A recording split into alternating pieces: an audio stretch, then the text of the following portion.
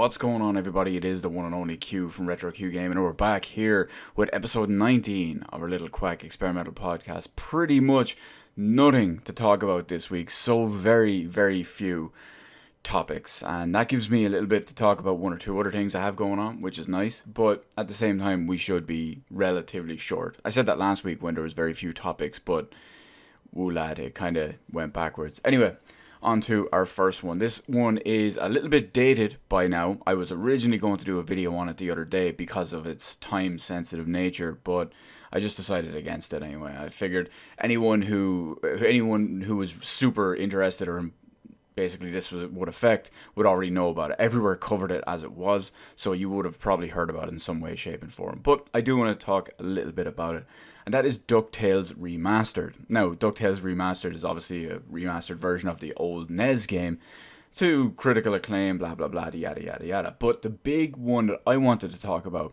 was that a few days ago, at least a few days ago as of recording this video, Capcom announced that it will be pulled from all digital storefronts. Now, at the time, there was still 2 days left to purchase it. I believe it was pulled on August 8th, so here we are on August 10th. It was announced probably on like August 6th or whatever. And if you do own it already, it went on sale on multiple digital storefronts so people could snap it up as quick as possible. But if you did own it, once it was delisted, you could still re-download it and play it. So that's kind of good to an extent. Now, why is this happening? Well, realistically, it's a licensed IP. So it's from Disney to Capcom. So the licensing and distribution period probably just ran out. And clearly, they're not redoing it. You know, they might be able to redo it down the line. But right now, as it stands, no, it's just not on the cards. But this has two extra knock-on effects, and that's why I'm talking about this, because overall this is a kind of a minor thing in general. It's just DuckTales Remastered. It's a small, basically remastered mini arcade game at this point in time. But the two big points that I want to talk about with this related topic is how it's tied to something I talked about a little while back, with Disney potentially moving into the games business. There was rumors a couple of weeks ago about them potentially buying Activision Blizzard, or wanting or suggesting from some of their investors to buy Activision Blizzard. And a lot of people would worry that Disney would own too many IPs. They could do certain things with them. They could completely shake up the industry, whatever it was, owning such a big media publishing giant like Activision Blizzard when it comes to gaming. But this is another example. When you look at every single IP that Disney owns nowadays, because they've bought so many of them from all their other companies that they've acquired and liquidated, from all the other IPs they've got. When you look at everything they own, there's so much licensed material out to other developers. And they technically, to some people, could own too much and could go from there. And it could go very poorly if it's handled very poorly. And of course, that just benefits no one, especially hits us gamers with the biggest detriment, because these games don't become available to us. Nothing happens with the series we love, with the IPs we love. We don't get sequels. We don't get whatever it is, next installments or different installments, prequels or alternate, whatever it is. We don't get that. Games get pulled from stores, licenses get revoked, all this stuff. And not only that, but it also goes with the other point that I always make in situations like this. The digital future. All this digital future and stuff, obviously if you have a physical version of DuckTales, it still works. But if you don't have it, if you have a digital one, obviously you can re-download it and all too. But the big problem is that now this game has a finite limit without pirating it. So, you see my point, just because of a licensing deal and whatnot. They always want to sell you on the idea that digital distribution and digital media and digital everything is the future. But you know what? Clearly it's not. They want to control everything you do, or as much as possible that you can do with their product, or whatever they want to call it, the game, whatever it is. And this is how they do it. This is number 164.5 example of why digital distribution is not the be-all, end-all king of the future. Absolutely not. Ownership, guys. Ownership. Buy physical when possible. But next up, we got a pretty big industry-wide announcement or industry-wide standard or, well, policy that might be coming in within the next year or so. It's scheduled for 2020. But as it stands right now, there's a big announcement that Sony, Microsoft, and Nintendo, among others, which we'll get to now in a second, are going to be forcing developers by using a program, not so much an opt-in program, but a mandatory program to reveal the odds on loot boxes in games under systems. Now, let me give you a quick example. If you look at, say, Overwatch, you have all the randomized stuff in there. There's a couple of different tiers of skin, not just skins, but a couple of different tiers of rarity. I haven't played Overwatch in years, but I can't fully remember. I think there's normal, uncommon, epic, and legendary. Someone correct me if I'm wrong on that. But the point is that you have, like, I think it's a 1% chance or something like that of getting a legendary when people run the numbers and all that stuff. So EA, for example, were forced to do the reveal this previously in the past. I think it was part of a lawsuit or something like that, or some guy requested his info or something, whatever it was, and you had something like a 0.00025% chance of getting the top tier FIFA Ultimate Team card. So developers, publishers, whatever it is, are going to be forced to reveal the odds of buying this stuff, or your chance of getting it before you buy it. So, like, you could look at a loot box and it would say you have a 99% chance to get a common card. You have a 70% chance to get an uncommon card. You have a 20% chance to get an epic card. You have a 0.01% chance of getting a legendary card.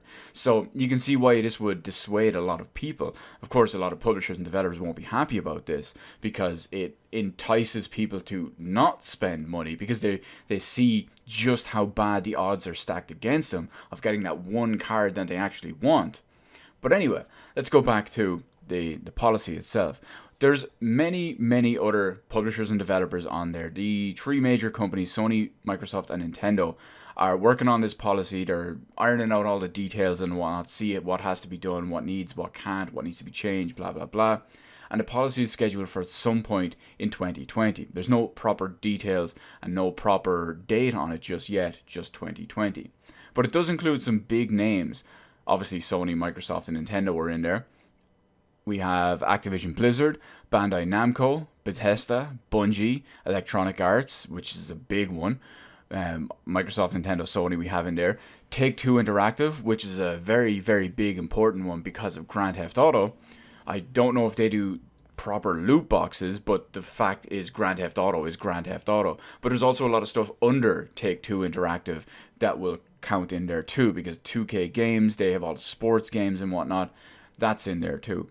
Ubisoft, Warner Brothers, and Wizards of the Coast. Wizards of the Coast is one I find very interesting in this because pretty much their entire marketing and their entire game scheme, or at least a majority of it, is digital packs and digital cards and whatnot. So think about you going to your local comic book store, you know those packs of cards you buy from Magic the Gathering or whatever it is? Yeah, you'll now see your digital chances of getting that kind of stuff in advance. So it's definitely pro-consumer. It's not the perfect way we want to. It's not the overall victory that we want it to be, but it's a step in the right direction. It's a step in the right direction, especially with some of the stuff we've seen over the years between craziness with loot boxes, every game being balanced around loot boxes to make games seem harder and more grindy to entice people to spend money on them, which is an absolute bullshit practice because people say they're optional, which technically they are, but when they affect a game balance, then it's over the top, 100% bullshit. But we'll see how it goes anyway. I want to see how this works, how when all the details and the policy and all comes into play, how it affects the industry, and what it's going to be like going forward. What's coming next? Are they going to say, because we know some games are getting away with loot boxes completely. Rocket League, for example, is getting away from loot boxes completely. And now they're going to work on some type of new situation, new whatever it is, currency version or something, that they're going to be able to maybe purchase everything individually that you want. Maybe instead of getting loot boxes with all that stuff, they just have the list of everything that you could possibly get, and maybe you just buy it. It's just a guess. I don't know. We have to wait and see how all of this plays out. But we can move on to some Suicide Watch at this point. Not that one that everyone else is thinking I'm making a joke about. But no, we have some fanboy Suicide Watch. Now, I'm going to get into why this is probably wrong originally. Not this topic, but there's a lot of misinformation or stuff that people forget about this specific topic. But anyway, let's go. Death Stranding, the new game from Hideo Kojima and his new little, it's called Kojima Productions, his new studio ever since he formed it after coming out of the whole Konami situation, which people make it out like he was a prisoner of war. Boo-hoo, he's stuck in an office being highly paid for a couple of months in a job he doesn't like. Deal with it, people. Anyway, back to the point. So Death Stranding, the game that's coming to PS4, has now officially been removed in every piece of Sony official website, official listing, official everything. It is now no longer listed anywhere on any Sony official platform as a PlayStation 4 exclusive game. Now, this could be because it's coming on PlayStation 5 as well, but don't forget, this is directly from Sony, from their blog, from everything. Now, here is why I want to say there's a bit of misinformation and a bit of everything going in to this topic. Mainly because this was always kind of ambiguous, and a lot of people forget this. I always bring it up every time I talk about Death Stranding, or at least I try to, as much as possible. But when it comes to Death Stranding, people forget that it was originally announced for PC and PS4.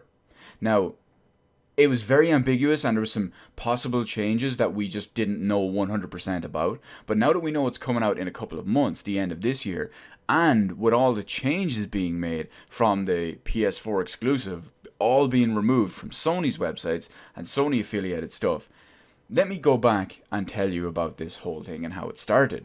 When Kojima first founded Kojima Productions, he announced that they had a new game in development. It wasn't called Death Stranding at the time, just when he opened a studio, he said, we have a new game in development. He says, this new game, whatever it turns out to be and whatever it is, this game is being developed for PC and PS4.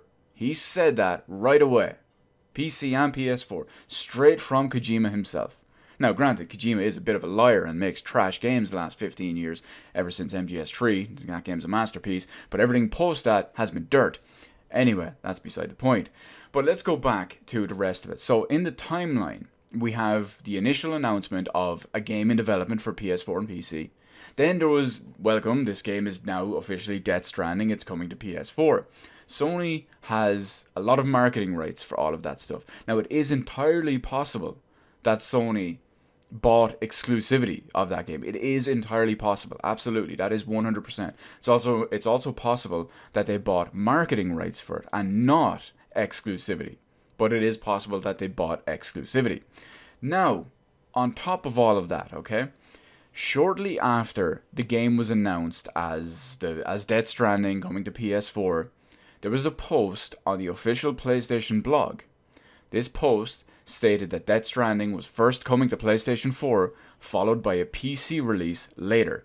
This post was from an official Sony rep on there and was subsequently deleted, but the internet never forgets. There's still pictures of it out there. There's still articles written about it. You can just quickly Google it and you will find it. It's easy. It's right out there somewhere. So there is a basis and there is reason to believe all of why this is being changed, quietly, if you will. So it's interesting in that regard. Do I think it's coming to PC as well? Well, I've always maintained that it probably will, simply because I follow this entire timeline. I remember this entire timeline the entire way, ever since it was first announced. A lot of people forget it, but I'm always there to drive it home. If it does come to PC, even better. The game looks probably very mediocre, but obviously the PC version will be the best version of it, because it will look better, it will run better, and those are the main things. It will do both of them at once.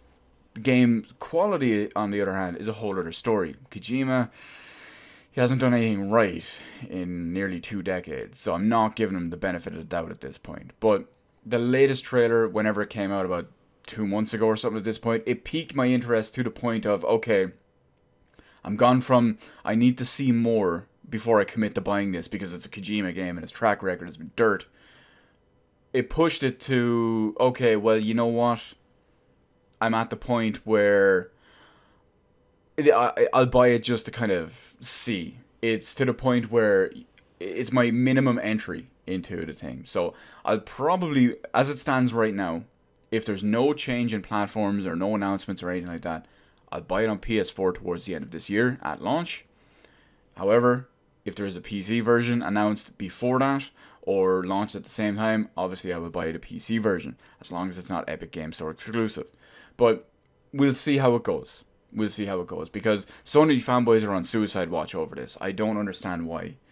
I know there's a big push on Sony exclusives and whatnot over the last couple of years, which to a slight degree is worthy and valid, but these are the fanboys, they latch on to everything. Anything at all that can be potentially exclusive is 69 out of 10 absolute master. Oh, 68 out of 10 absolute masterpiece. If Kojima's involved, they say 69 out of 10 Kojima masterpiece. So we shall see. Personally, I don't really care too much, because like I said, I'm only interested in the game to the point where it's the minimum entry for me to buy it. But we'll see how it goes. There's still a few months left. But next we got some positive and negative news, depending on what way you look at it. I count it as both. That doesn't make it neutral news, because there's a positive side of it and a negative side of it, so it doesn't cancel each other out. But we have an update regarding Halo Master Chief Collection on PC and its beta test flight, its second Halo Reach flight, which was going to be the Firefight one, or as they call it, the Fire Flight, if you will. Now, this was originally supposed to, you may remember I talked about it a few weeks ago, and this was originally supposed to happen within 2 weeks of that, towards the end of July. Now, here we are, the 10th of August, and we still have no flight has happened. No public one, no private one, no anything. Now, the big problem with this is 343 Industries have come out and said that, okay, we realize that we missed our target. We can't flight this. The reason why we can't do this is we'll give you an update. We have many critical game-breaking bugs that we have to work out before we can push out for a public test. So, it's pretty legit in that regard. Now, where does this leave us and where does this leave me? The wait is killing me. The wait is absolutely killing me. I am dying to play the Master Chief Collection on PC. Not just the base collection, not just Halo Reach, but I'm dying to play all of them together on PC with whatever frame rate I want, nice high resolution, max settings, max everything, mouse and keyboard. It's going to be great. It's going to be amazing. By the looks of it, with all this stuff, all they're doing, with all these delays, all these improvements, all everything, it seems like it's not going to be a port. It seems like it's going to be a proper, true PC version, which is going to be fantastic. But the problem with that is it's taking so long. Now, this is for the best. As much as it kills me, as much as I'm dying to play it, and I want to play it as soon as possible, and I wish it would release perfectly right now. This delay is for the best. All these delays are for the best. Because once they start getting them out, and they have the proper quality, they have the proper everything, it's hard to deal with when you want to play it so bad. But at the end of the day, ultimately, when they do release it, it will be the quality and the feature set and everything that they put into it, the optimization, all of that stuff that they put in during all of this extended period of time will reflect in their current product, the end product. And hopefully that means it's going to be fantastic, even if all this extra weight and all does kill me. But anyway, it will be, like I said, the real PC version, and obviously the best version. Halo is coming back to PC. With Halo Infinite coming next year, Master Chief Collection on its way, and probably, I'm expecting Halo 5 in the meantime. Somewhere between the end of the Master Chief Collection and before Halo Infinite launches, I was going to call it Halo 6, before that, somewhere in between them, I'm expecting Halo 5. Because that way we have all of it on PC, all the story, all everything. Makes perfect sense to be able to go from Reach 1, 2, 3, ODST, 4, 5, and straight into Infinite. I can't wait. And just like that, we're already hitting our last proper news gaming topic. There'll be a couple more in there too, some non-gaming stuff, some gaming stuff as well. But these are the news ones anyway. Thank God I have the ability to do the podcast like this, because with my new job, it's woo. But anyway, back to the point. So last week I talked about Capcom and wanting to trial and kind of tease, in a sense, an upcoming unannounced and unrevealed, because I say unrevealed, I don't mean like we know it's Resident Evil 8, we know it's a remake of 3, whatever it is, but they were going to tease and test the some unannounced Resident Evil game in Japan in September. I think it was 8th and 9th. Now this has been expanded earlier today. Some emails, which you have to be registered into the Capcom Resident Evil Ambassador program, have gone out to US members. So, according to the ones in the US members, very select people have been requested and asked if they want to help test this game in Los Angeles on September 20th or 21st, or New York on September 23rd and 24th.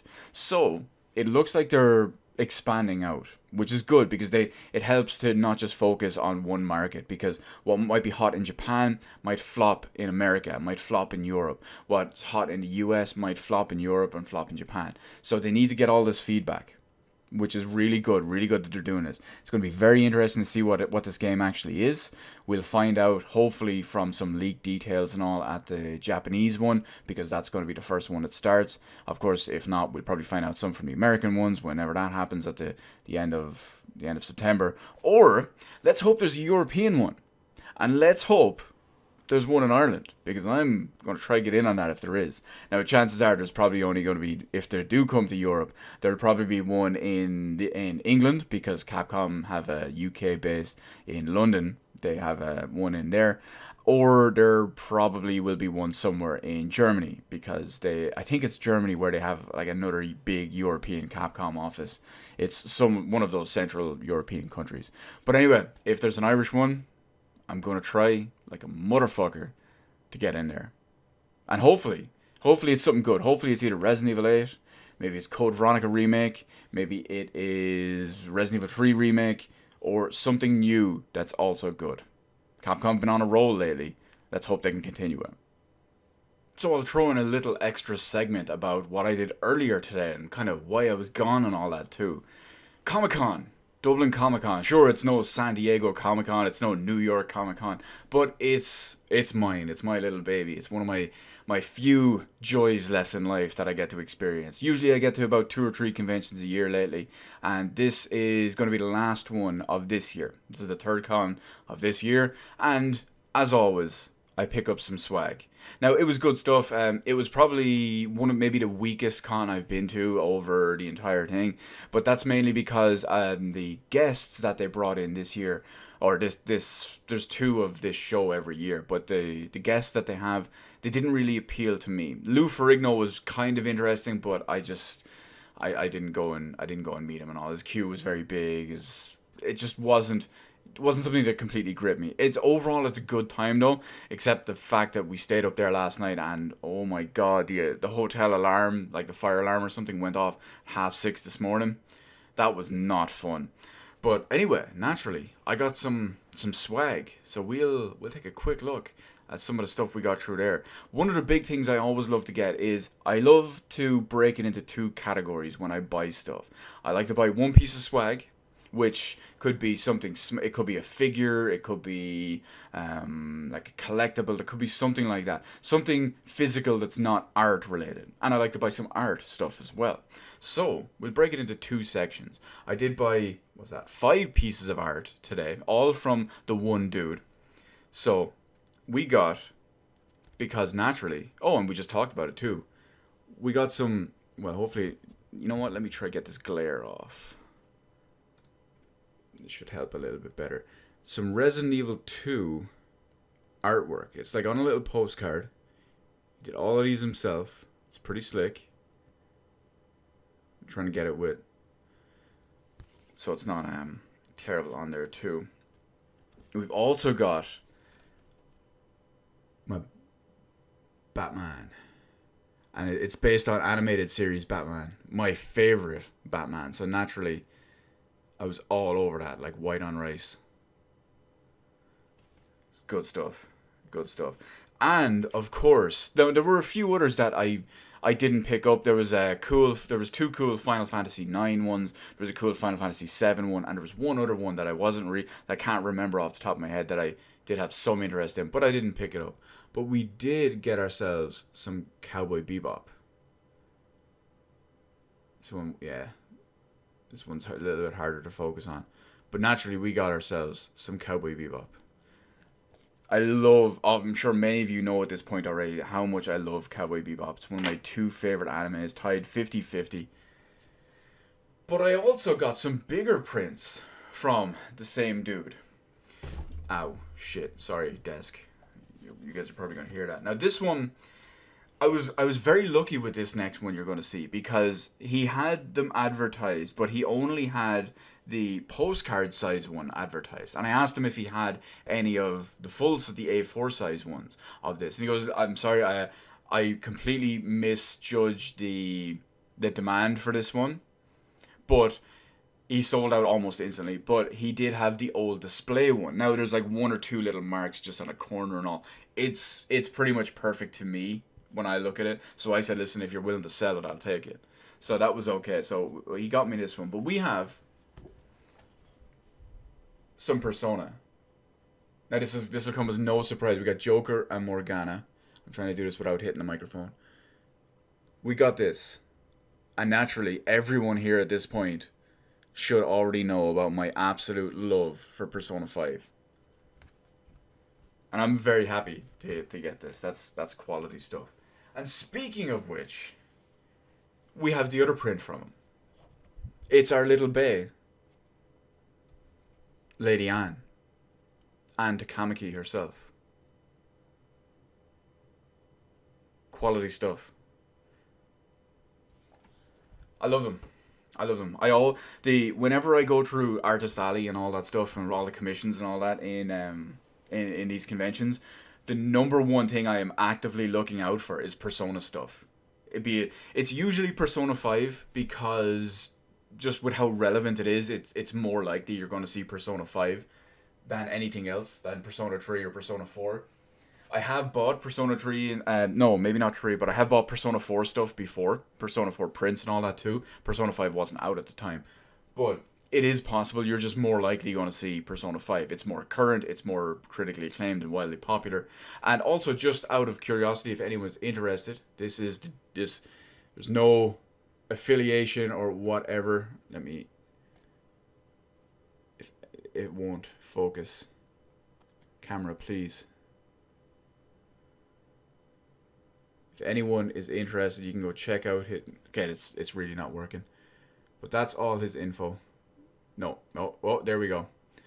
That's all his info. If you need to check out anything, he's on Twitter. He has his Instagram, his own website and all too. You can see all his cool stuff on there. No affiliation whatsoever. I just was very happy with the stuff I bought, so I figured I'd throw it out there too. What else did I get? What other kind of swag did I get? Well, these aren't specifically from Comic-Con, but I did get them in the same trip. So it felt a pros that I'll just throw them in there for the sake of it. Because we have two classics. I had seen this like a year ago, and I just kept forgetting to buy it. Now, unfortunately, it has gone up a little bit in price, but I just kept forgetting to buy it. But we have a Blu-ray. There we go, of Seven Samurai. Now, if you haven't seen this is, I mean, it says it on the front of it actually, simply one of the greatest films ever made. This is one of the best films ever made. It's highly praised in so many ways for what they managed to do at the time with filmmaking. And the story, the characters, everything about it is just so good. I haven't seen the film in such a long time that I pretty much remember vaguely anything, if at all, about it. Whoops. But on top of that, just because it was there as well, Rashomon. Another classic. I always butcher the name, but another Kurosawa. I think it's Kurosawa. Another classic. Another amazing film. Usually, Seven Samurai is more critically acclaimed and more well known, and I do think that one's a little bit of a better film. But yeah, now this one is kind of funny because there's a funny story behind this. We were leaving, and this was beside the counter. We were walking out. The counter was on the right, and this was on the left. And the color of the box caught my eye. So the color of the box caught my eye. It was a red Blu-ray box. Don't think I've seen a red Blu-ray box before. I've seen a green one, maybe once or twice. I've seen some clear ones, but this one, I was like, oh, what is this? The red one anyway. So I pull it out. It's like, oh, it's the Blair Witch. It's like, oh yeah, you know what? $12.99. I'll buy that. I was like, well, it's funny because I actively said to my friend at the time who was standing beside me, he goes, oh, yeah, I fell for the marketing scheme. They got me with the marketing trick and the gimmick. And yeah, I didn't think about it. I thought $12.99, that's it, and that was back in. So I took it out when we got back to the hotel, and I started looking at it. And then I realized, this is the new one. This is the one from 2 or 3 years ago. Just Blair Witch. Now, it's my own fault, because I thought this was the Blair Witch Project, the original one. But no, this is the one from 2 or 3 years ago, just Blair Witch. I can't say well, I guess it is a sequel, but it's the third one in the series because there is actually a second Blair Witch from like 10 years ago that not many people know about. Probably even longer than that when it actually happened. But I decided, you know what, for €13, it's still a decent film. I'm not going to bother returning it. So, fun fact though, Valerie Curry is in it. So if you've ever played Detroit Become Human, she's actually in this. It's got Kara in there too. We're pretty much running out of swag. I did buy one kind of bigger one, kind of a little bit of a bigger swag because this fits in with the collectible ones and obviously not the artwork style. My boy, the White Fang himself, probably the best character of the entire show. I had to buy it.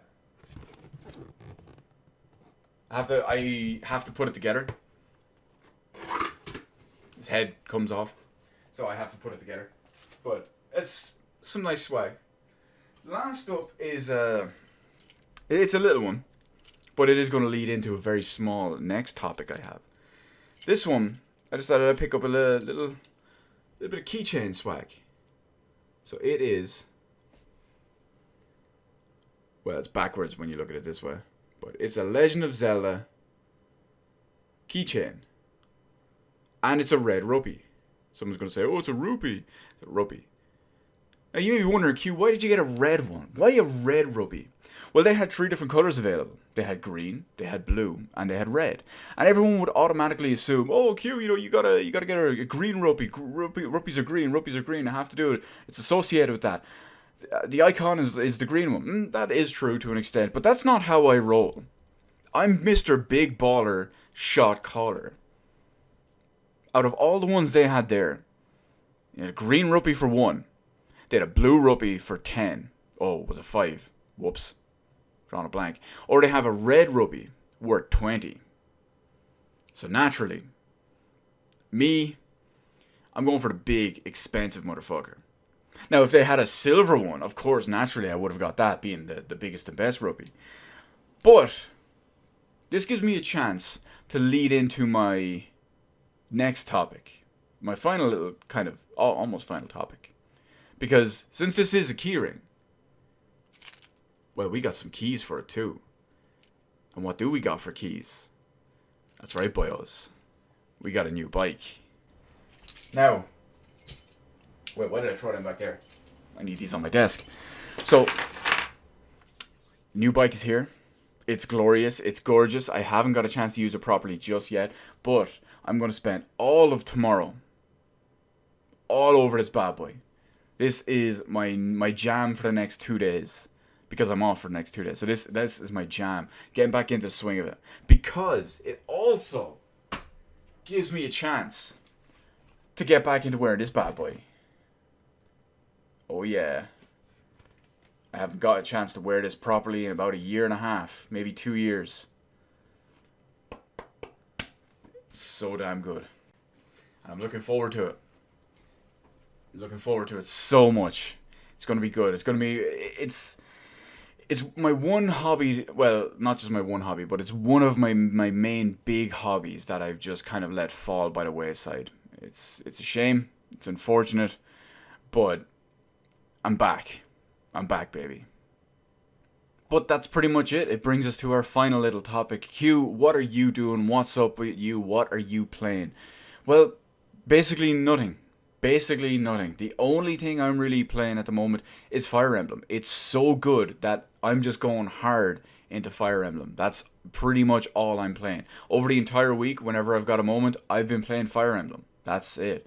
I don't think I've played a single game. I think I played Final Fantasy XIV for about an hour because I wanted to bang out the raid at the start of the week. But that was it. That was it. I'm just playing Fire Emblem. It's so good.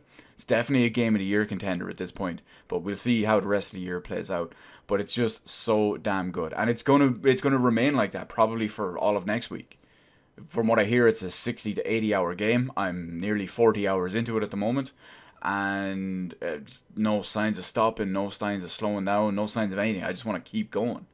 And it's just great in that regard. Hoping to play some Overcooked 2 tonight, however, because of work and all the other commitments and all the last couple of days, maybe the last week or so.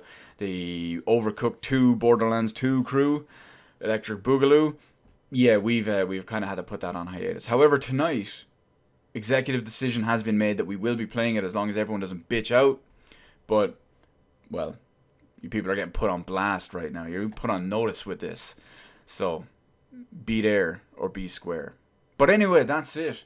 That is it for episode 19. Hopefully this one did turn out a little bit smaller than it probably won't. But yeah, with the smaller topics and whatnot, even if I do rant and ramble and just, well, get so into them sometimes, it is what it is. But anyway, let me know in the comments section below if you have anything that I want to take a look at. Feel free to slide into the DMs on Twitter. They are open for many reasons, that being one of them. Can't promise I'll talk about it, but I will take a look at it, see if it piques my interest, and we'll see how it goes from there. If you have any comments about anything we talked about so far, let me know in the comment section below as well. While you're at it, why not head on over, hit the appropriate button to let me know how I did on the video, and, of course, hit the subscribe button and ring the notification bell so you can be one of the first few people notified when we get another lovely little episode up every weekend. At least, you can say you tried anyway, because YouTube being YouTube with notifications is a whole other story.